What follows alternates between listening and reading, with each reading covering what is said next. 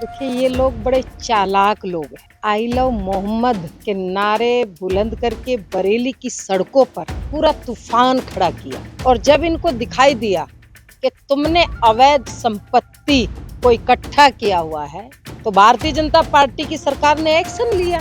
जब एक्शन लिया तो घरों पर बुलडोजर चले। अब इनको दिखाई दिया कि इनकी जो अवैध संपत्ति है उस अवैध संपत्ति पर बुलडोजर चलेगा, रुकेगा नहीं। तो फिर ये I love Modi, I love Yogi के नारे बुलंद करने लगे। अच्छी बात है, इनको समझ लेकिन देर में आता है। काश ये बात पहले करते तो बरेली बहुत शांत रहे। बरेली में इस तरह की इनकी पूरी तैयारी थी भाई। मुझे मालूम है, मैंने बात की बरेली के अधिकारियों से और मुझे पता चला कि पेट्रोल बम इन्होंने घरों में रखे हुए थे। किस लिए रखे हुए थे? व्हाट्सएप कॉल पर चैटिंग कर रखी थी कि आज आर पार की लड़ाई होनी है, आर पार करनी है। किससे आर पार करनी थी? प्रशासन अगर सचेत सावधान ना होता तो बरेली पूरा जल गया हो। प्रशासन को धन्यवाद करती हूँ, प्रशासन को साधुवाद देती हूँ कि प्रशासन ने कंट्रोल कर लिया, बरेली को जलने से, बरेली को राख होने से बचा। देखिए इनके पास कोई मुद्दे तो है नहीं।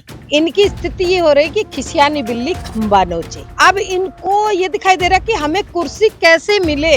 ये व्यक्तिगत आरोपों में ज्यादा विश्वास करते हैं।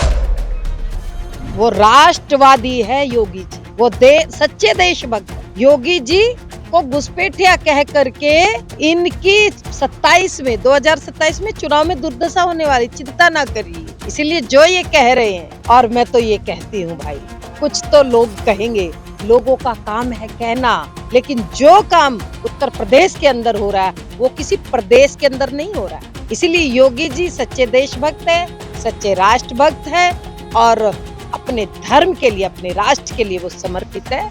ये जो कह रहे कहने, इनसे कोई फर्क नहीं पड़ता। कथा करके, यज्ञ करके, हवन करके जो साधु महात्मा लेकर के आते हैं, अच्छी बात है, वो बांट रहे हैं बाढ़ पीड़ितों को। अभी उत्तराखंड के अंदर धामी जी को 45 लाख का अखाड़ा परिषद ने चेक दिया है। कौन कह रहा है नहीं बांट रहे हैं?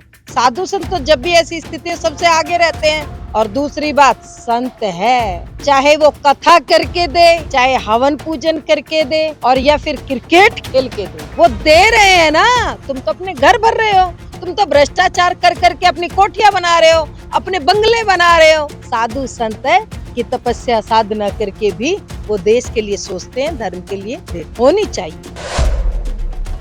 ये यात्राएं समाज को जागृत करने के लिए, ये यात्राएं राष्ट्र को प्रेरित करने के लिए, समाज को संगठित करने के लिए ये यात्राएं बहुत जरूरी है। और जो बागेश्वर बाबा यात्रा निकाल रहे हैं, बहुत अच्छी पहल है और मैं भी उस यात्रा में रहूंगी, प्रयास करूंगी, समय जरूर निकाल करके मैं यात्रा में उपस्थित रहूंगी।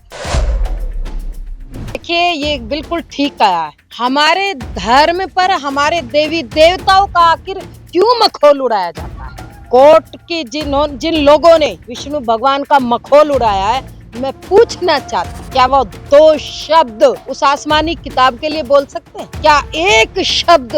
जरा ये पूछ ले, ये कोर्ट माँ आयशा के बारे में कितनी साल की थी जब मोहम्मद साहब को प्रेम हुआ? जरा इतना सा पूछ लीजिए। केवल हिंदू के देवी देवताओं का मखौल उड़ाएंगे, हिंदुओं के त्योहारों का मखौल उड़ाया जाएगा। बिल्कुल ठीक कहा उन्होंने कि मर्यादा में रहे। बड़े जब मर्यादा में रहते तो छोटे सम्मान करते। एक मर्यादा पूर्वक व्यवहार होना चाहिए, ये आचरण भी जरूरी। जो तुम सोना खरीदोगी उसकी रक्षा और सुरक्षा के लिए कभी सोचा? हिंदुओं, सनातनियों सोचा कभी? सोच लीजिए, दीपावली का त्योहार आ रहा है, हम सोना ना खरीद करके, क्योंकि धनतेरस भी आ रही है, सोना ना खरीद करके मेरा अनुरोध है कि अपने घर में लोहा और पीतल भी जरूर खरीदो, क्योंकि इससे तुम्हारी बेटियों की रक्षा होगी। अपनी बच्ची की रक्षा के लिए हमें कानून का सम्मान तो करना, हमें कानून को हाथ में नहीं लेना, लेकिन अपनी जो तुम्हारी बच्ची के साथ में गलत करे, तुम्हारी बेटी के साथ में, हमारी बेटियों के साथ में कोई गलत सोचे तो उसके लिए उसका इलाज लोहा और पीतल खरीद के रख लेना।